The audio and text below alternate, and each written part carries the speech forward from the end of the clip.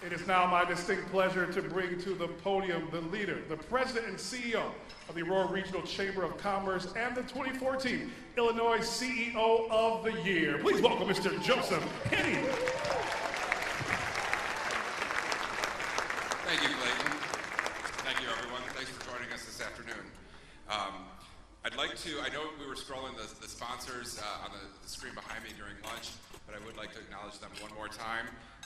Alarm Detection Systems, Cadence Health, Central Bank, Chicago Premium Outlets, Corrigan Clark and Associates, Dryer Foot, Straight, Ferguson and Slocum, Engineering Enterprises, First Midwest Bank, Heartland Recycling, Hollywood Casino Aurora, HR Agree, Mid-Otoyo America Corporation, O. Cedar, Freudenberg Household Products, Old Second National Bank, Onlight Aurora, Presence Mercy Medical Center, Rasmussen College, Republic Services, Restoration Techs, Rush Copley Medical Center, Smith Amundsen, R.C. Wegman Construction Company, Walter Deutschler Associates, and Wabansie Community College. Please join me in thanking them for their support today.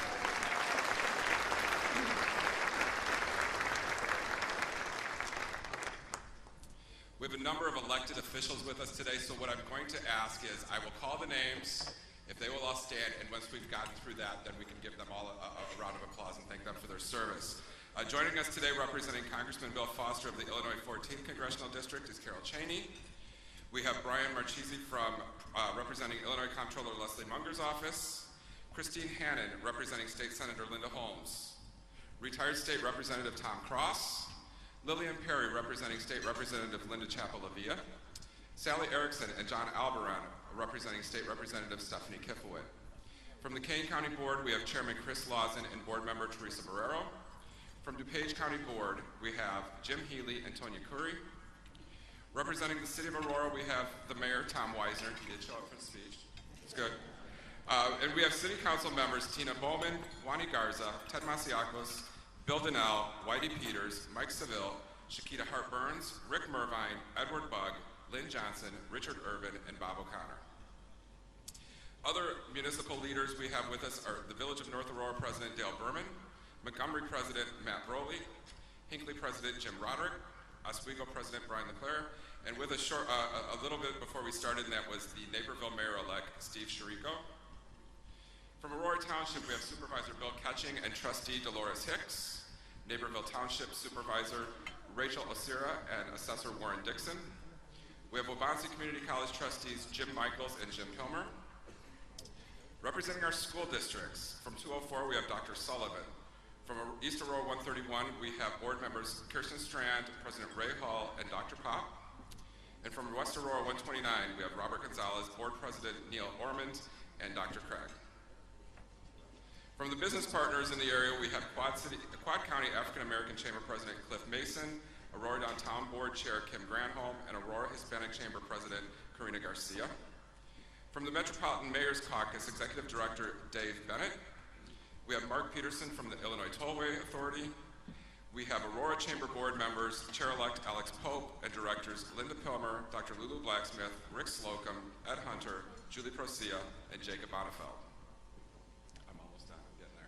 Promise. We also are fortunate today that we have a number of our past chairs of the board in attendance with us, including Linda Pilmer, Bill Winsoninsky, Dr. Bill Marzano, Wally Mundy, Jim Ecker, Dan Dolan, Charlie Doss, Dick Bacala, John Diedrich, Frank Forrest, and Scott Forrest. If I could ask all of them to stand, please, and thank them. Join me in thanking them for where they brought this organization.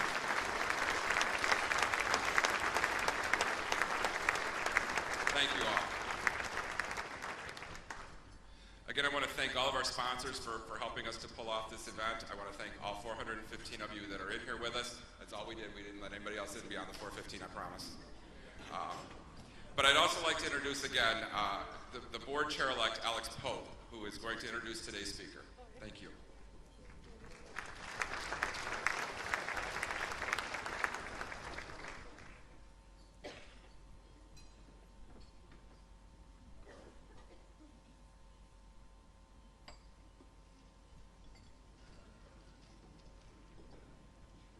One of the other groups that we want to recognize before I introduce our honored guest is the participants in the Aurora Chamber Leadership Academy. If the participants this year would stand, I think they graduate this Friday, as a matter of fact. Where are you all at? Congratulations to you all. Today I have the pleasure of introducing our guest speaker, Aurora Mayor Tom Weisner. Tom is currently serving his third term as mayor of Aurora, the state's second largest city with a population of nearly 200,000 residents. Through innovative approaches to technology, infrastructure, education, crime prevention, and economic development, Mayor Weisner has transformed this former blue-collar industrial community into a high-performing 21st century city. Mayor Weisner has also been recognized as a leader across our region and state. He serves as a past president of Metro West Council of Governments, as the immediate past chairman of the Metropolitan Mayor's Caucus, and was recently named as the 2014 Governmental Leader of the Year by DuPage Mayors and Managers Conference. Congratulations, Mr. Mayor. This former Peace Corps volunteer has shown a spotlight on Aurora and proven himself to be a leader that will continue to move Aurora forward toward a brighter future. Please help me welcome Aurora Mayor Thomas Weisner.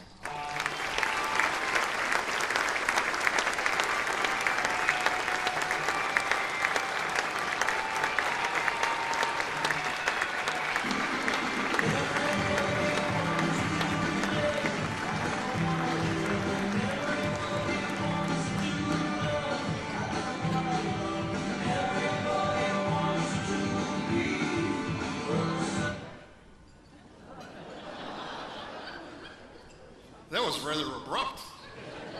No transition there at all, just thump. Okay, I hope they don't do that to me as I go on in the speech later, where they may want to cut me off too, I don't know. Well, can everybody hear me all right? Great, I know last year some people couldn't hear me well. And so I'm just very, very happy to be here, and it's just a super crowd.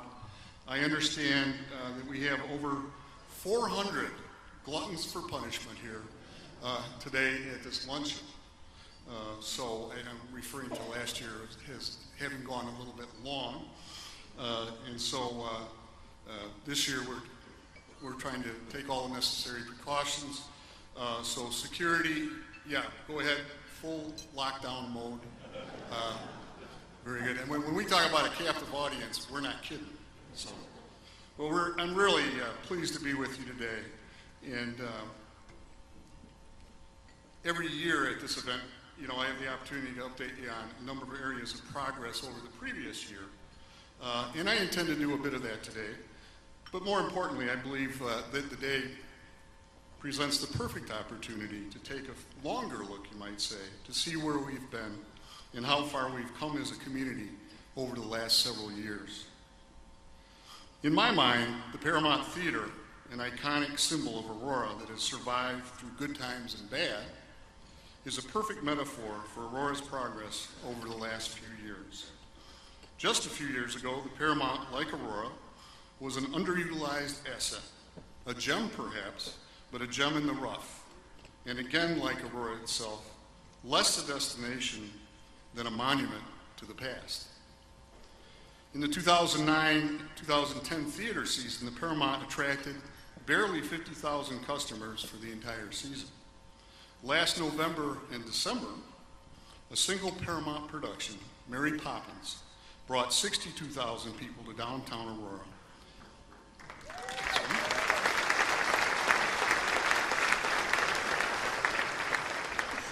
And we expect the 2014-15 theater season, which concludes just next month, I believe, will attract about 300,000 people, or 1.5 times the entire population of Aurora.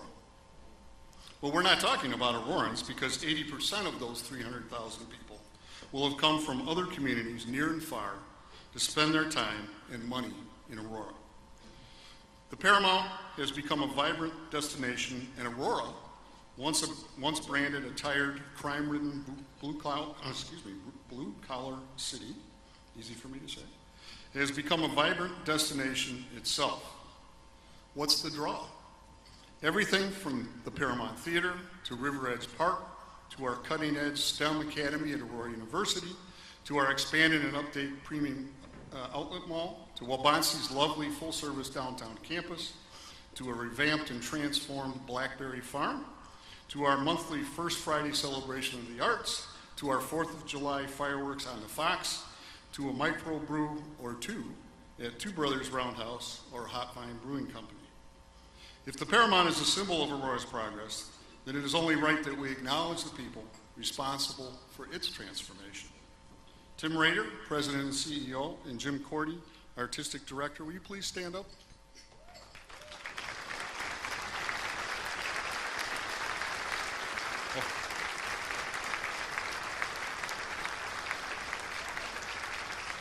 So I could say they always give the best seats to everybody else. You see that? So,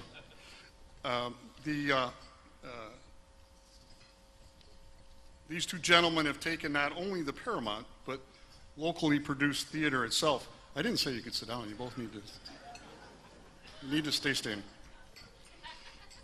But locally produced theater to a new level of excellence. The Chicago area Jeff Award boundaries were expanded specifically to include Paramount Productions because of the critical acclaim that they have received. The Chicago Tribune article from the time of Tim Rader's hiring here in Aurora said, quote, "When Tim Rader looks at Aurora's venerable Paramount Theater, he sees opportunity." Boy, was that an understatement. In less than 5 years, Tim Rader has accomplished the unthinkable. Tim was recently named one of the 10 most influential individuals involved in Chicagoland arts. And I would venture to say he is the most influential player in attracting visitors to Aurora's downtown today. And did you know that Jim Cordy, the Paramount Theater's artistic director, is the only person to win a Chicago Jeff Award for directing, for choreographing, and for acting? No wonder his Broadway series productions are so rich in sight, sound, and emotion. The man is a magician. Gentlemen, if you would, please take a theatrical bow as we applaud your efforts.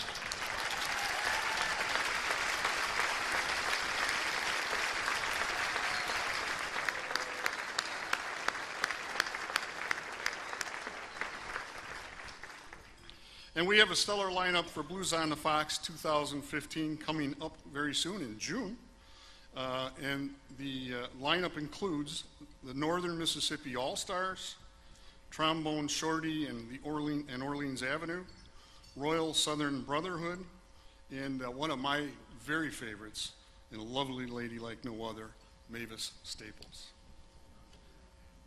And I'll be sharing the rest of the 2015 River Edge lineup toward the end of our time together, which I know you're all hoping isn't too far in the future. Like Jean Valjean of Les Mis fame, Aurora is no longer in the shadows, it's in the spotlight. Whether it's education, the arts, technology, sustainability, or business development, people are seeing Aurora in a whole new light. Aurora has a new look, a new feel, and now a new brand. How would I describe it? Something orange, something blue, something old, and something new. For more than a century, Aurora has been the City of Lights. Call it a nickname, call it a tagline, call it what you will. That historic descriptor of our city has endured even as the city itself has evolved and then evolved again. Maybe that's because when those first electric streetlights flickered to life in 1881, they were a symbol of something far beyond the reaches of their own light, of a city that took pride in progress and innovation in literally and figuratively lighting the way to better lives for all its citizens, of a city that, when problems arose, was capable of moving at light speed to find the right solutions, of a city where the combined contributions of people from different backgrounds and ethnicities with different talents and interests have created what can only be described as a magnificent light show, a veritable aurora. But the City of Lights is more than our legacy. It is Aurora's 21st century reality. You can see it in everything from our active Chamber of Commerce to the dynamic efforts to seize the future, in our cutting-edge fiber optic network, in the footlights of the Paramount Theater and the spotlights of River Edge Park, in the light of knowledge that our teachers pass on to new generations through Spark and through the STEM Partnership School, and the wonder and the optimism that shines from our children's eyes. City of Lights, bright, beautiful, hopeful, giving, visionary, and constantly reigniting. City of Lights, Aurora has more than 100 years of equity in those three simple words. They're engraved not only on the city's signage, but on its consciousness. Many of you have experienced the difference in the level of activity and excitement in Aurora's downtown over just the last few years. But there's also a physical and a visual change that may have escaped us. Let's take a look at some of those changes.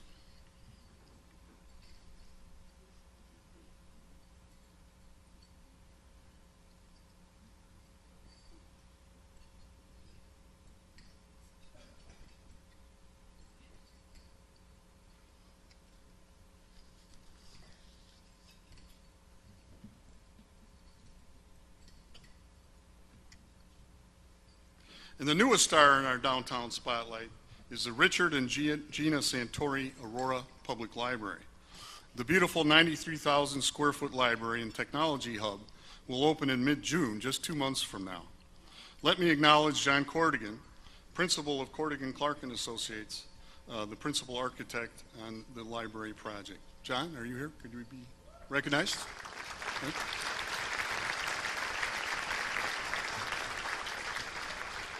And let me give a very specific thank you to Mr. John Savage, chairman of the library board. Please stand up if you would, John. I asked John to take a seat on the library board about 4.5 years ago. Boy, time flies, right, John? Because I wanted to see the new library built sometime before the Cubs won a World Series. Well, as expected, the Cubs did not produce, but John Savage certainly did. Not only do we have a beautiful central library for the people of Aurora, but more than $13 million of the total cost has come from state grants and generous donations. John, we thank you for your dedication to this very important project. Aurora owes you a debt of gratitude. Thank you very much for what you've done.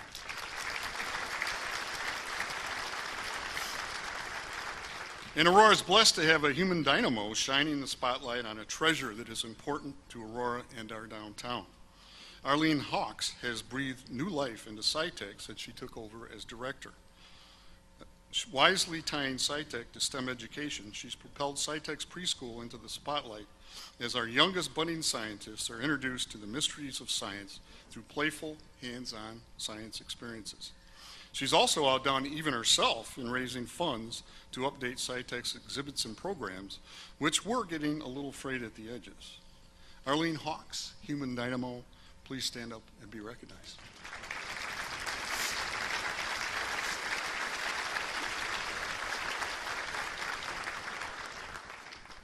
Clearly, change can be a good thing, but sometimes no change can be a good thing too, especially when it comes to taxes. On the screen, you can see that the dollar amount the city levies in taxes for operational purposes has remained flat or gone down over the past several years, and it is actually less today than it was in 2005. Aurora's portion of your property taxes have fallen from about 22% of the average property tax bill to 19% today. Less than $2 of every 10 you pay in property taxes goes to the city of Aurora. I'll repeat that in case you missed it. Less than $2 of every 10 you pay in property taxes goes to the city of Aurora. This achievement would not be possible without the solid support of the members of our Aurora City Council, most of whom are here today. And so if I could, I would like to just pay tribute and introduce them one by one if I could. Tina Bowman from the 1st Ward, please stand. We'll applaud at the end of the list. And Wani Garza, our 2nd Ward Alderman. Ted Messiancos from the 3rd Ward. Bill Donnell from the 4th Ward. Whitey Peters, who is retiring from the 5th Ward Aldermanic position. Mike Seville from Ward 6. Shakita Hart-Burns from Ward 7. Rick Mervine from Ward 8, just re-elected last Tuesday. Ed Bugg from Ward 9. And Lynn Johnson from Ward 10. And I believe our Alderman at Large, Richard Irvin, is here as well. I know Mr. O'Connor, Bob O'Connor, is out of state, but thank you for your attendance today, and let's give these folks the Appreciate it.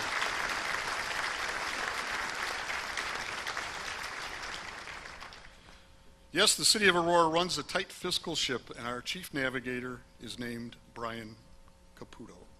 Brian, would you stand up, please?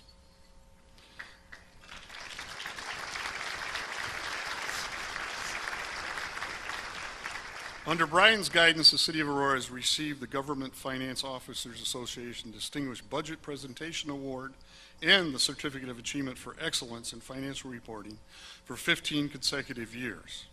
And last year, Brian was recognized as the 2014 Governmental CFO of the Year by the Daily Herald Business Ledger. But I'm not finished.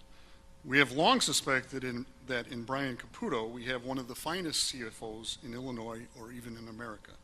But that belief was recently confirmed for us when the Board of Trustees of the Financial Accounting Foundation appointed Brian Caputo as the municipal representative to the Governmental Accounting Standards Board, otherwise known as GASB, the premier public sector accounting organization in America. This appointment confirms what we already knew, that Brian Caputo is the #1 municipal chief financial officer in the United States of America. Brian?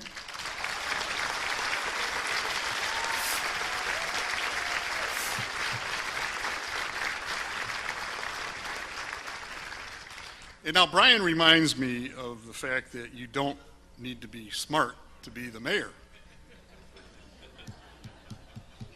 What? I know right now probably 80% of you are thinking to yourself, well, that's obvious. But let me finish my point, which is you don't have to be smart to succeed. You just need to be smart enough to surround yourself with good people. When did I learn this lesson? About 45 years ago when I met a girl named Marilyn Hogan. It was the best lesson I ever learned. She's been a loving mother of a disabled child, an advocate for children with disabilities, a private business owner, a Peace Corps volunteer, a foster mom, a twice elected public servant, a teacher, and now the executive director of the Aurora Interfaith Food Pantry. Ladies and gentlemen, let me acknowledge my wife, the undisputed better half, Marilyn Hogan Weisner.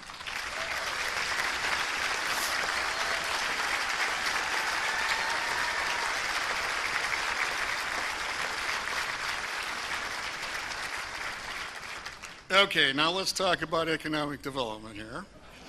The City of Aurora's public-private partnership with Seize the Future is helping to advance economic development in our city.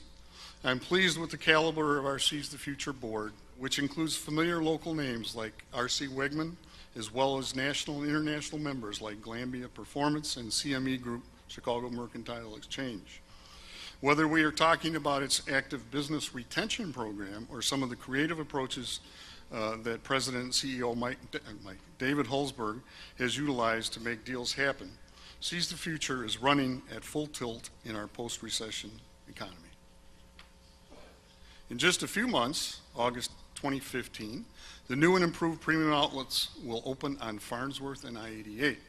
The $100 million expansion project will add 50 new stores, an updated look, and plenty of additional parking to Aurora's largest retail driver. The best news of all is that no TIF bonding or sales tax sharing were required to get this deal done. The taxpayers of Aurora will receive immediate benefits from this project, helping us to balance the budget amidst Illinois' difficult economy. But the Premium Outlet Mall isn't the only bright light we have to talk about today. Our efforts at retention are paying off. 2 Aurora firms have recently made the decision to stay and grow right here in Aurora. Shore Packaging, a 90-year-old employee-owned company, plans to consolidate its operations in a new 242,000 square foot building in Butterfield Corporate Park, adding more than 40 new jobs in the next 4 years. Pittsburgh Paint and Glass, PPG, which has operated in Farnsworth International Business Park for the past 9 years, will be building a new and larger 305,000 square foot facility near I-88 in Orchard Valley. The new facility will include office, manufacturing, and distribution, as well as space for a future 160,000 square foot expansion. New to Aurora, will be Fellows Incorporated, a manufacturer of office products, including their famous paper shredders. Fellows plans to open a 500,000 square foot facility with 124 jobs in Butterfield Corporate Park. In downtown, after years of off the tax rolls, the unique Mayan revival style Elks building is being brought back to life by developer David Karadimas, who already owns the former Leland Towers and the Graham building. David, would you stand up and be recognized if you're with us here today? The Elks will offer 29 new residential units and a restaurant on the first floor. We look forward to dining there as early as spring of 2016. As you can see, more and more companies are choosing Aurora. In 2014, companies large and small invested $120 million in commercial construction, with another $40 million already in queue for 2015. Aurora's Balaji Temple has partnered with a local developer to support new senior targeted condos at Randall Road and Sequoia. The 4-building multi-story development across from the temple itself will eventually include 164 total units. The project has already generated significant interest, with the first building reportedly sold out. And last year, we previewed the Patio Restaurant, a small family-owned chain that is known for its high-quality offerings, particularly its barbecue ribs. I'm pleased to say that the patio has been open since January and is doing great. John Koliopoulos, I know you're with us today. Please stand and be recognized, if you would.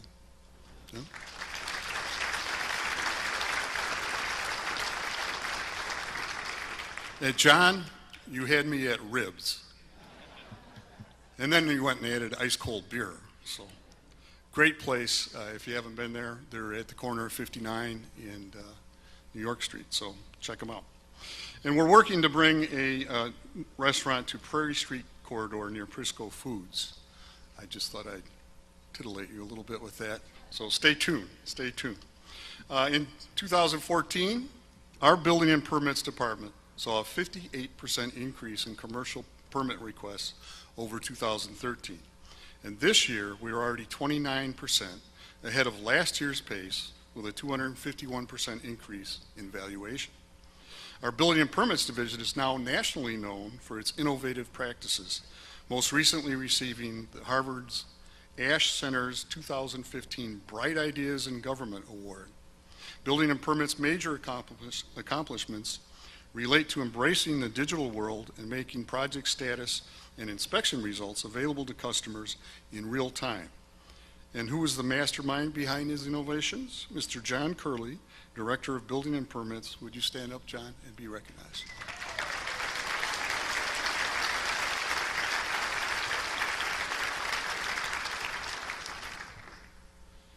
The new dawn of a post-recession economy has brought to light countless buildings and homes in Aurora that were neglected during the recession by unscrupulous investors and mortgage companies that turned their backs on our neighborhoods, leaving the city to clean up the mess that they left behind. It's clear that we must do more to hold investors and mortgage companies accountable.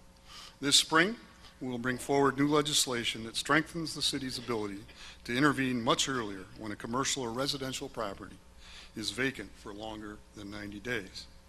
This is imperative to maintain the quality of life in Aurora's neighborhoods.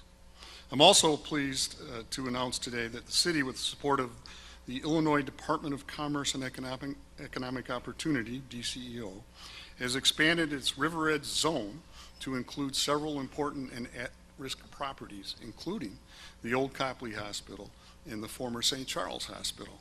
Who here was born in St. Charles Hospital? Anybody? There we go. One. All right. All right. There's no prize, but that's what I want to know. Yeah. We might start guessing your age. I don't know. Sure. Because of their age, I'm talking about the buildings now, these properties are among Aurora's most difficult and expensive to repurpose.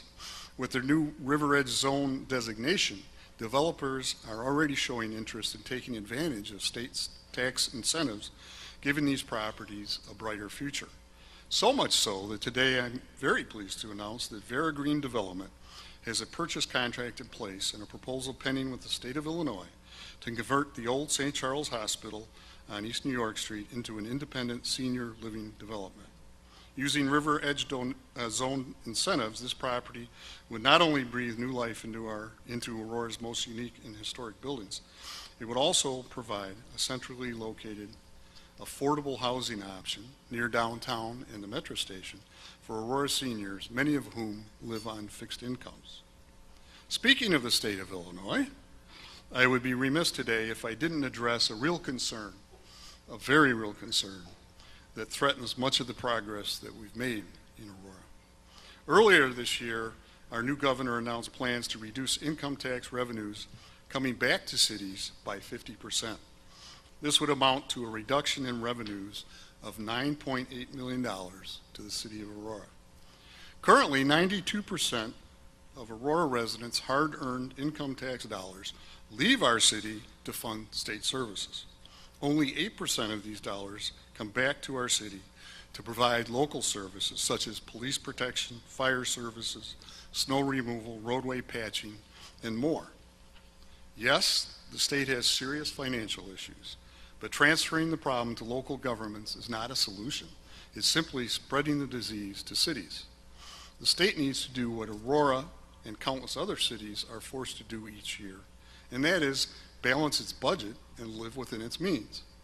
Aurora reduced its workforce by 185 people at the heart of the recession. We became leaner, more focused, and more efficient.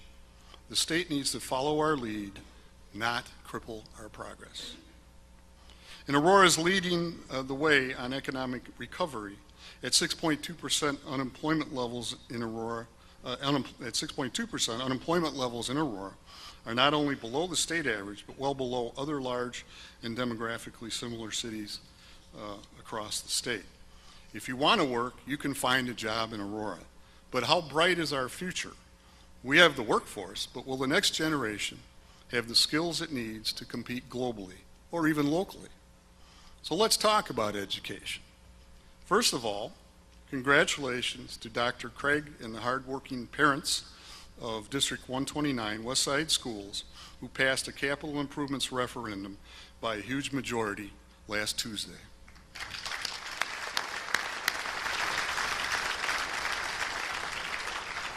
Your successful effort reflects the confidence your residents have in the district and assures the continued high standard of quality education that District 129 is known for.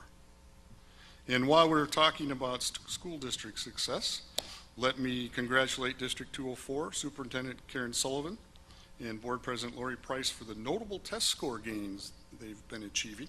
District 204 is making great progress in shrinking the student achievement gap and leading the region with some of the state's very highest test scores. Congratulations.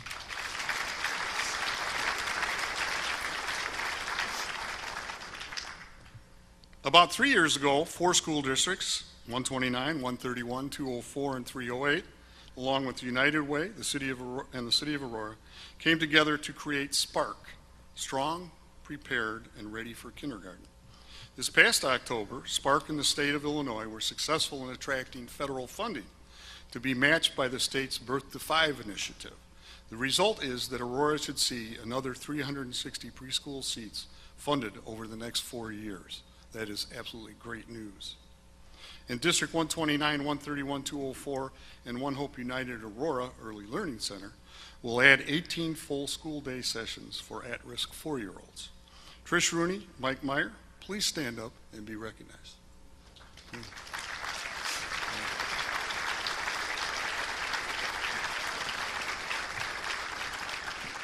Well, it doesn't matter how much you do, they still stick you in the corner, right? We got to change that next year. Okay. We are indeed making progress. 5 years ago, AU STEM Partnership School was but a dream.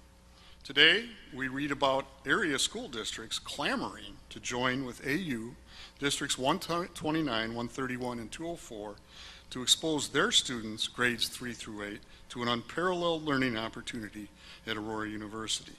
What a wonderful community asset, putting Aurora firmly in the educational spotlight. And I would like to ask Sherry Eagle to stand, please, and let us thank you for your leadership.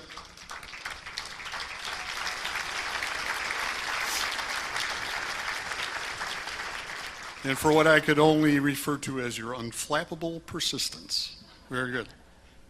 I report to you today that the third leg of Aurora's educational efforts, Pathways to Prosperity, or P2P, is now ready to leap to the next level. Last year, the three largest school districts in Aurora, 129, 131, and 204, all had new superintendents take the leadership helm. But even as they were getting their feet wet, they supported the Pathways Initiative and its partners, including the city, the Chamber of Commerce, Waubonsee Community College, Oswego District 308, and several business supporters throughout our community. The city partnered a year ago with former West High principal Ross Trumper and with Joe Henning. If you guys stand up and be recognized here, if you would. In the Chamber of Commerce, and as well as Lulu Blacksmith at Waubonsee Community College, to keep our momentum moving forward despite the transitions going on in the area school districts.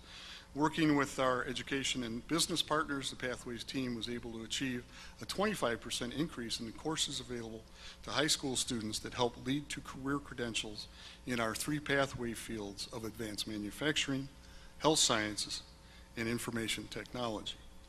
On the heels of this progress, today I can announce that we have brought the dynamic former District 204 Superintendent, Kathy Burkett, out of her brief retirement to help propel this initiative to the next level. Kathy, would you please stand up and be recognized?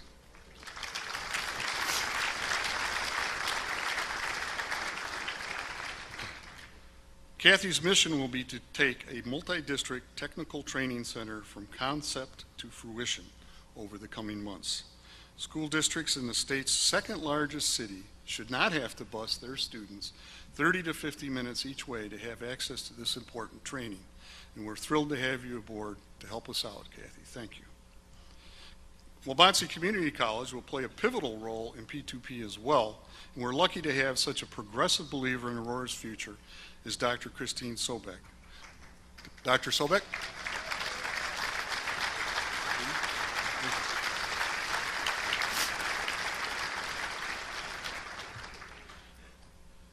She's with us today, and along with Lulu Blacksmith, who is assigned and has been very helpful on the P2P project as well. And by the way, Lulu, in her spare time, just completed her doctoral degree. So, Dr. Blacksmith, would you stand up and be recognized?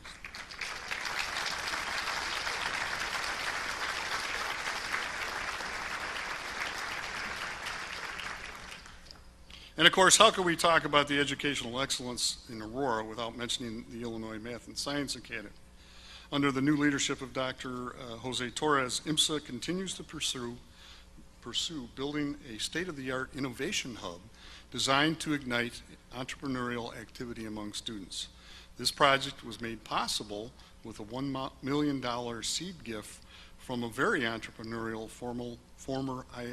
we're going to try that one again, okay? This project was made possible with a $1 million seed gift from a very entrepreneurial former IMSA student, YouTube founder, Steve Chen.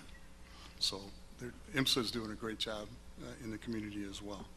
And as mayor, I believe our future is only as bright as the opportunities we create for our young people. That is why Aurora will continue to partner with communities and schools to support after-school programs, as well as provide 12 half-day and 6 full-day summer camps for more than 1,600 elementary and middle school students this summer. The city has not only dramatically reduced its overhead costs by contracting with communities and schools, or CIS, the community also benefits from the fact that CIS leverages more than $1 in other grants or in-kind services for every dollar that the city provides.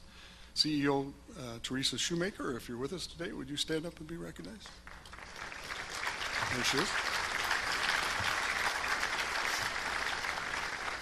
These programs have gone a long way over the past several years to provide at-risk and latchkey kids a positive alternative to gang membership.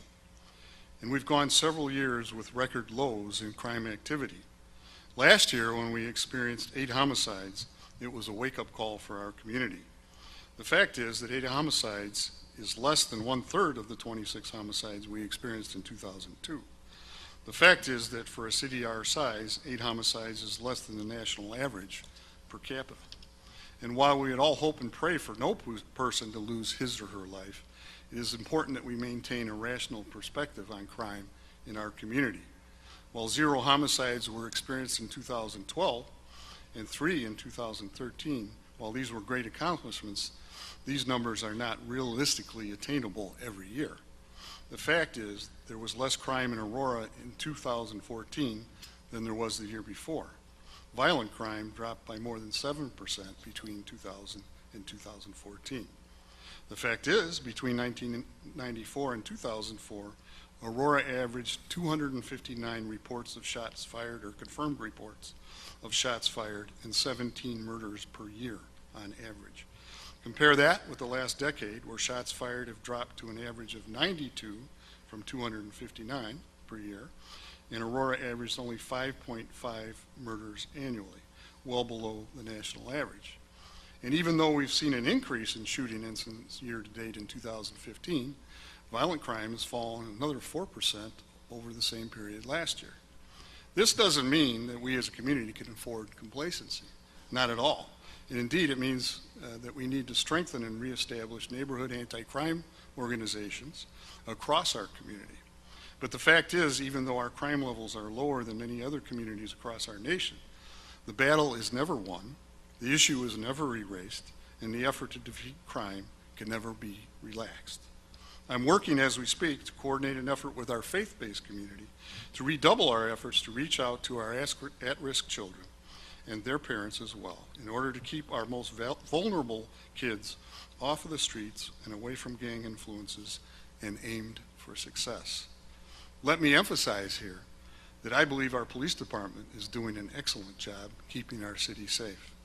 Through the use of technology and other resources now available at our state-of-the-art police headquarters, Aurora's officers are better able to rapidly solve crimes and take criminals off the street. So let me recognize some of the good guys here right now, the people who protect our families and keep us safe, Aurora's policemen and firemen. First, let me introduce Police Chief Greg Thomas and Fire Chief John Langman. Would you stand up, Kevin?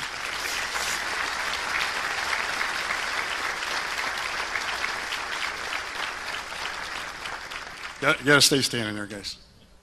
Okay, now let me ask Kevin Nickel and Kevin Jenkins to join you. Private Kevin Nickel is president of the Firefighters Local 99, and Officer Kevin Jenkins is president of APO, our police union.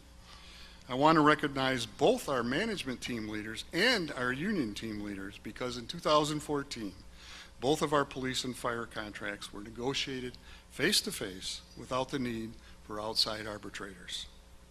Congratulations, gentlemen, we appreciate that.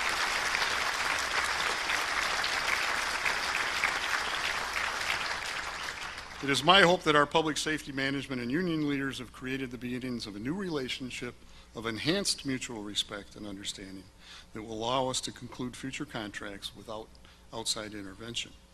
The speech says that while Chief Thomas is still standing, so I better get up again there.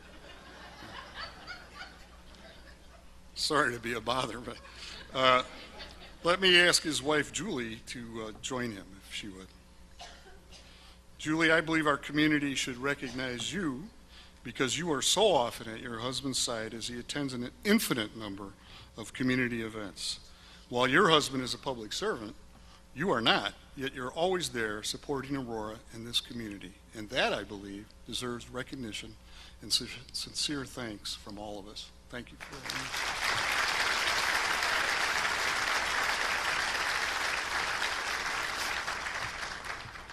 Okay, so I'm now on to everyone's post-lunch favorite topic, guaranteed to keep you glued to your seats. Yes, glued to your seats as you slowly doze off. What is this most titillating of topics, this sex symbol of city services? Infrastructure. Yes, infrastructure, otherwise known as infrastructure. Folks, we're going to show you some actual news from a few years ago. As we begin this segment. So the I-35 bridge disaster happened a few years back and was in Minneapolis-St. Paul area. A number of people died in that accident, and of course several were injured. That's something that happened there and something we don't want to have happen in Aurora. So on the split screen, you'll see on the left the Aurora bridges rebuilt within the 10-year period between 1997 and 2006. On the right, you'll see the Aurora bridges rebuilt or in the process of being rebuilt or scheduled to be rebuilt between 2007 and 2017. In all, we've rebuilt one bridge a year on average over the past 10 years, and will continue at that pace through 2017. We've taken full advantage of federal and state funding programs, which could disappear or be reduced at any point in the future. And these have helped to pay for bridge reconstruction projects. By leveraging those outside funds, we will have completed $40 million of bridge projects by December 2017, with local taxpayers funding only about $8 million or 20% of the cost. We are securing today the safe transport throughout Aurora of goods, services, and people for the next 50 years. And if you've noticed that our neighborhood streets are in better shape today than they've ever been, you're right. In 2010, we centralized our street overlay funding and began prioritizing on a citywide basis. As a result, today, we resurface 26% more neighborhood streets per year than we did in 2008. In other words, we are doing in 4 years what used to take 5 years to do. We've had great success allowing two-way traffic on both Downer Place and Benton Street. Soon the one-way portion of Lake Street between Downer and Gale Street will be converted, making Route 31 a two-way street all the way through Aurora. This will help create redevelopment opportunities along this portion of South Lake Street, which is currently a potpourri of tired properties. By making Lake Street bi-directional, we can keep most commercial and truck traffic on Route 31 and off River Street, which has been developing into one of downtown's nicest corridors. At the same time, River Street will become two-way itself, with increased parking to support businesses in the area and the installation of a dedicated bike trail, eliminating the last remaining gap in the Fox River Trail and allowing cyclists to travel undeterred from Oswego to Wisconsin. I want to take just a minute, if I could, as well, to talk about green infrastructure. Green infrastructure is an alternative to gray infrastructure. It uses nature to do its work instead of pipes, tiles, etc. The city has begun installing rain gardens, first in the area of McCarty Park, then Stope and Downer area downtown, which I assume you've noticed, and more recently in the Near East and West Side residential neighborhoods. Rain gardens reduce stormwater handled by our sometimes overwhelmed combined sewer system, prevent basement backups, keep pollutants from reaching the Fox River, add color and beauty to our neighborhoods, and even reduce traffic speeds with the bump outs required at the intersections. By spring of 2016, 169 neighborhood rain gardens will have been installed on the Near East and Near West sides with IEPA grants paying for about 60% of those costs. This is just one of Aurora's sustainability-related best practices being implemented to assure that our community remains clean, green, and pristine. And while we're talking about water quality, let's talk about your drinking water, which, if you don't mind, I think I'll have a little sip. I was offered bottled water, but this is actually a higher quality.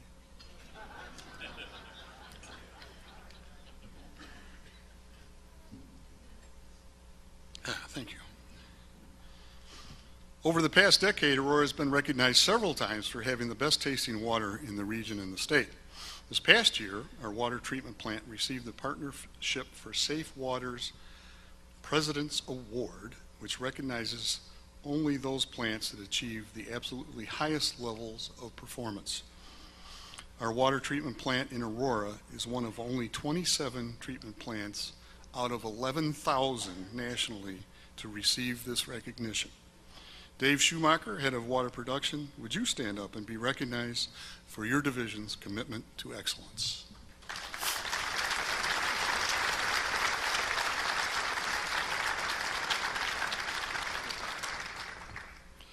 That's in the top 0.25% in the nation.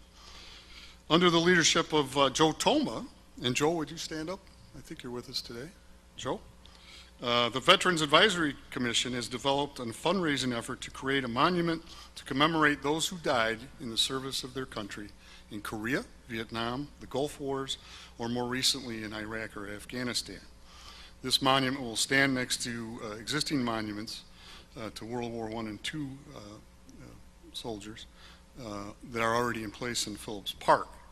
The Commission's getting closer to its goal, having just received a generous contribution of $50,000 from the Dunham Fund. If we have any Dunham Fund folks, stand up too and be recognized, because we appreciate that very much.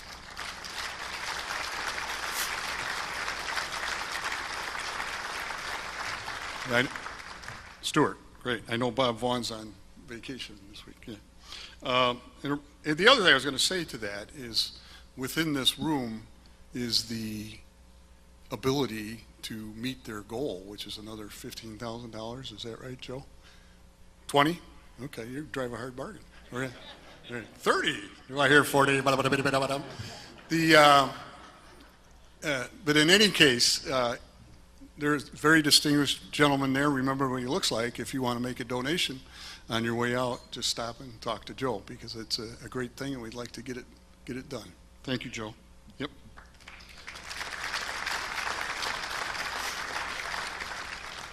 And Aurora is happy to welcome the Indian American Community Outreach Advisory Board to our pantheon of cultural organizations.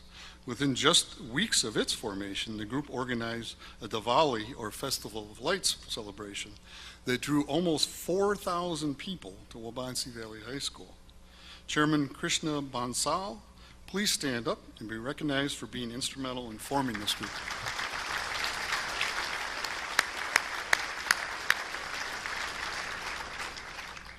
And thanks also to Rick Mervine for assisting the effort every step of the way. He was very instrumental himself.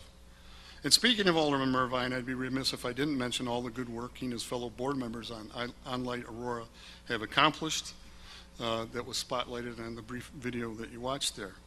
Leveraging the backbone of the city's fiber network that we installed shortly after I was elected the first time, Light Aurora now offers internet and data transfer connectivity for education, healthcare, arts and entertainment, social services, and businesses.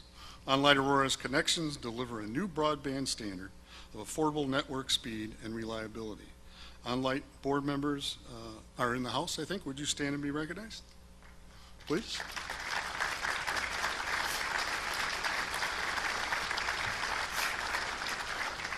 And you know, our original purpose with our fiber network was to deal with the city's needs and to make us more efficient. And basically we paid off, the system paid for itself in a very short period of time just on that basis.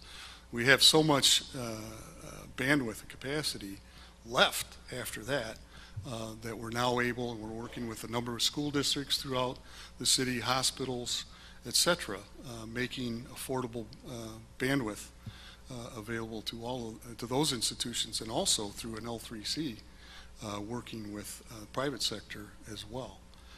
CME is one of those people that they serve. So it's been a very good thing. If you're involved in private business, in education, in healthcare, please don't hesitate to make contact with Light Aurora.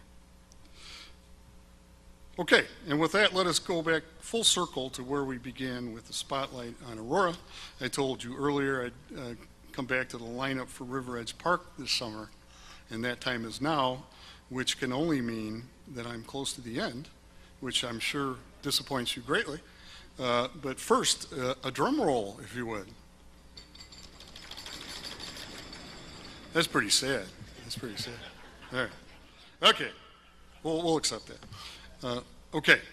I'm proud to announce that this summer, Aurora's River Edge Park will host something for everyone, including downtown live concerts, a movie night, the Independence Day fireworks celebration, several music and cultural festivals, and a number of national and world-renowned acts, including rock and roll's Hall of Famers, the legendary Bodines. That was their song you heard when I came up. That was abruptly. Find out who did that. Hit makers who are the epitome of summer music: Smash Mouth, Toad the West Sprocket, and Tonic. Household names. Rock and roll legends who have sold 40 million records: REO Speedwagon. I remember them. Kind of. The number one selling duo in music history, Rock and Roll Hall of Famers, Hall & Oates. And the closest thing you'll see in here to the legendary Led Zeppelin, Get the Lead Out.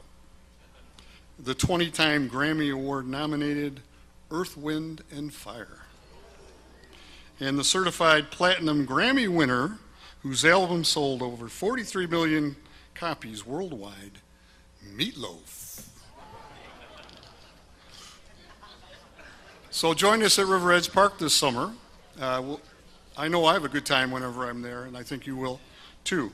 You know, as you heard and saw today, I was able to reference a number of awards that this community has won on the national level, regional level as well. And those awards are not easily had.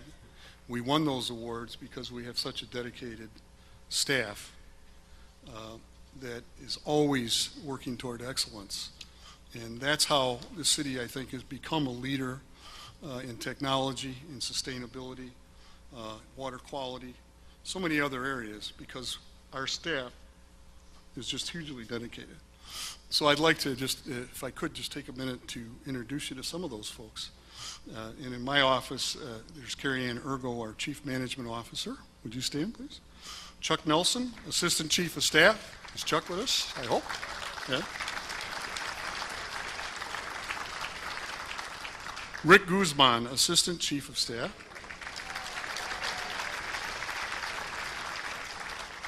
Alex Voigt, Management Analyst and interim City Clerk, and also the person we throw into the breach when anything happens. Where's Alex? Tasha Moss, a very patient lady who works closely with me, and does scheduling and so many other things. Tasha?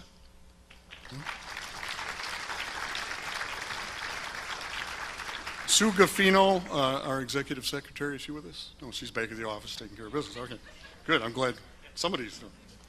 But anyway, you know, I said earlier that you do not need to be smart to be an effective mayor.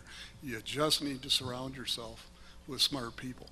And this group and the group I'm about to announce, they're smart people. They're some of the best, and they're very loyal to this community. And they're not only at their office during the day, they're at events on the weekends.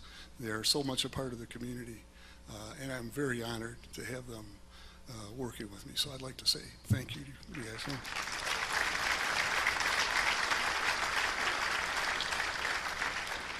And then right in that same category really are our senior executives in the city running a multitude of departments. You'd be amazed if you knew how many different areas of endeavor the city takes on as a matter of course, as its daily responsibility. But if I could, would our senior, our department heads, division heads, all of you stand up right now and be recognized, please?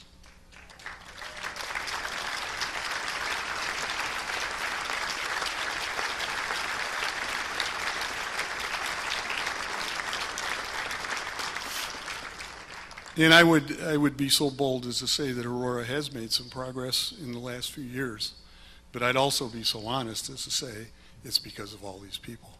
And frankly, because of all you in this community who are committed to Aurora, are loyal to Aurora, and help make things happen.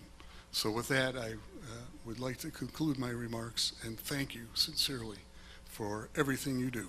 Thank you.